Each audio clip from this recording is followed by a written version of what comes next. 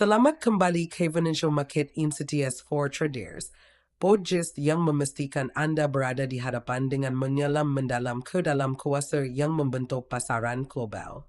Saya Sofia, dan hari ini kita bercakap tentang sesuatu yang mempengaruhi setiap pedagang. Sama ada Anda pelabur runcit, peniaga harian atau menjalankan algoritma frekuensi tinggi, bagaimana perubahan peraturan memberi kesan kepada strategi perdagangan. Peraturan dalam pasaran kewangan bukan hanya mengenai peraturan dan pematuhan, ia membentuk semula dinamik pasaran, memberi kesan kejaran dan memaksa pedagang untuk melaraskan strategi mereka. Sama ada polisi cukai baharu, sekatan ke atas dagangan frekuensi tinggi atau rombakan had ledrage, beraturan boleh membuat atau memecahkan sistem perdagangan. Memahami perubahan ini bukan sekadar kelebihan. Ia adalah satu keperluan untuk kekal di hadapan. Jadi, dalam episod hari ini, kami akan memecahkan cara jenis peraturan yang berbeza mempengaruhi perdagangan, melihat kajian kes dunia sebenar dan bercakap tentang cara Anda boleh menyesuaikan strategi Anda untuk kekal menguntungkan dalam lanskap kawal selia yang berubah. Bagaimana perubahan kawal selia mempengaruhi dinamik pasaran? Sebelum kita menyelami strategi perdagangan tertentu, mari kita bercakap tentang gambaran yang lebih besar. Apabila pengawal selia mengenakan peraturan baharu, mereka biasanya bertujuan untuk mewujudkan pasaran yang lebih adil, lebih telus dan stabil.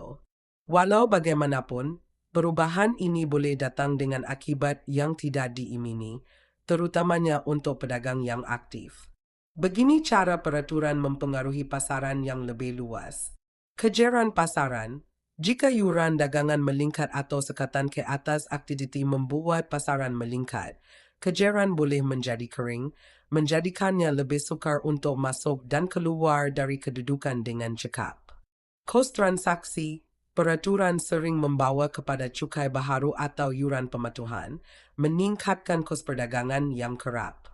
Keperluan leverage dan margin, banyak pengawas kewangan melaraskan had leverage untuk mengawal risiko, memaksa pedagang mengubah sesuai saiz kedudukan dan strategi pengurusan risiko mereka. Akses pasaran, sesetengah peraturan menghadkan akses kepada produk kewangan tertentu, seperti melarang peniaga runcit daripada pasaran derivatif tertentu. Keperluan ketelusan dan pelaporan, peraturan pematuhan baharu boleh memperlahankan masa pelaksanaan dan mengurangkan kerahasiaan dalam perdagangan, menjejaskan cara dana lindung nilai dan pemoin institusi beroperasi.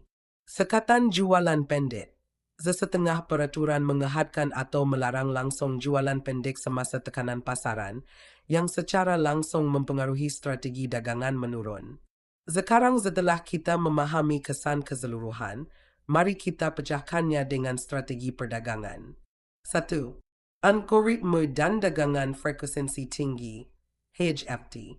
Mari kita mulakan dengan salah satu kawasan yang paling dikawal selia, dagangan algoritma dan frekuensi tinggi. Sepanjang dekad yang lalu, pengawal selia telah bertindak keras terhadap perdagangan otomatik untuk mengelakkan manipulasi pasaran dan ranap kilat. Begini cara peraturan mempengaruhi peniaga algo. Nisbah pesanan untuk perdagangan, pertukaran kini menghadkan bilangan pesanan yang boleh dibuat oleh pedagang berbanding dengan bilangan yang sebenarnya dilaksanakan. Ini tidak menggalakkan pembatalan berlebihan oleh firma HFT. Sekatan arbitrage kependaman, sesetengah pasaran telah memperkenalkan lenjolan kelajuan atau masa rehat pesanan minimum untuk mengurangkan kelebihan sistem perdagangan ultra pantas. Peraturan anti manipulasi, penipuan dan pelapisan di mana peniaga membuat pesanan palsu untuk mengelirukan pasaran kini dilarang sama sekali. Pemutus litar, pengawal selia telah melaksanakan pemberhentian dagangan otomatik semasa turun naik yang melampau untuk mengelakkan ranap kilat yang disebabkan oleh perdagangan algoritma. Bagi firma HFT dan pedagang kuantiti, menyesuaikan diri dengan peraturan ini bermakna memperhalusi model mereka untuk memberi tumpuan kepada penyediaan kejaran dan strategi arbitrage yang mematuhi peraturan yang dikemas kini. 2. Dagangan harian dan strategi scalping. Pedagang harian runcit dan scalper sangat dipengaruhi oleh yuran transaksi, had lederage dan sekatan jualan singkat. Inilah yang berubah untuk pedagang harian. Peraturan Dagangan Hari Corat, PDTDES, pedagang dengan akaun di bawah 25,000 dihadkan daripada membuat lebih daripada 3 hari dagangan dalam tempoh 5 hari bergula. Peningkatan kos dagangan. Sesetengah kerajaan telah memperkenalkan cukai transaksi kewangan, FTT, menjadikan strategi dagangan pantas lebih mahal. Keperluan pelaksanaan terbaik. Peraturan seperti MiFID 2 di Eropah memerlukan broker menawarkan pelaksanaan perdagangan yang terbaik yang mempengaruhi strategi penghalaan pesanan. Sekatan jualan pendek. Pengawal selia kerak melarang jualan pendek semasa pasaran runtuh, memberi kesan kepada peniaga yang mendapat keuntungan daripada kejatuhan harga.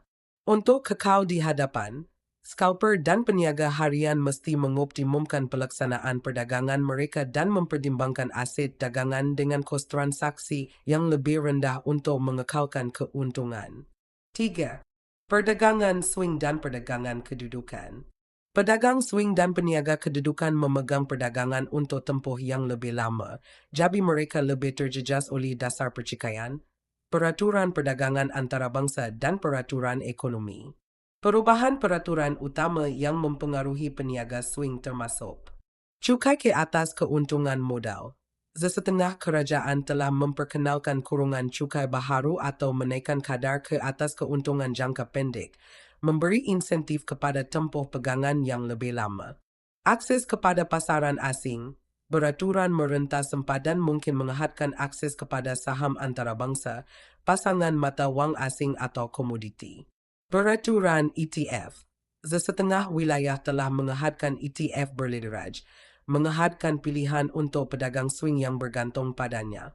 Perubahan dasar kadar faedah.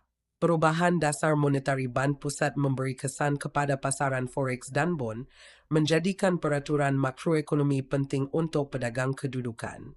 Pedagang swing mesti memantau dasar cukai dan perubahan makroekonomi dengan teliti untuk mengoptimumkan strategi mereka. 4. Strategi pelaburan asas dan nilai. Bagi pelabur jangka panjang, perubahan kawal selia mengubah pendedahan kewangan, biawasan perakanan dan risiko susu sektor. Begini cara peraturan memberi kesan kepada pedagang asas. Undang-Undang Tadbir Urus Korporat. Keperluan pendedahan yang lebih ketat bermakna ketulusan yang lebih baik tetapi juga meningkatkan kos pematuhan untuk syarikat. Peraturan susu sektor. Industri seperti kripto, tenaga dan fintech sering menghadapi perubahan peraturan secara tiba-tiba yang memberi kesan kepada penilaian saham. Peraturan perbankan dan kadar faedah. Peraturan yang mengawal kadar faedah dan dasar pemberian pinjaman Bank Pusat mempengaruhi equity dan bondingan ketara. Peraturan alam sekitar dan sosial. Mandat ESG, alam sekitar, sosial dan tadbir urus, baharu mempengaruhi industri seperti minyak, perlombongan dan pembuatan.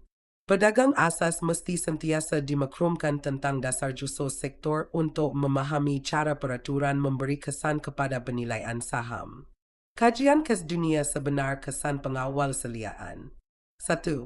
Akta Dodd-Frank dan kejaran pasaran.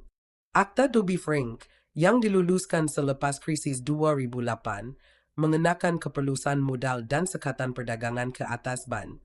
Walaupun ia mengurangkan risiko sistemik, ia juga menurunkan kejaran pasaran, menjadikannya lebih sukar bagi peniaga institusi untuk melaksanakan perdagangan besar.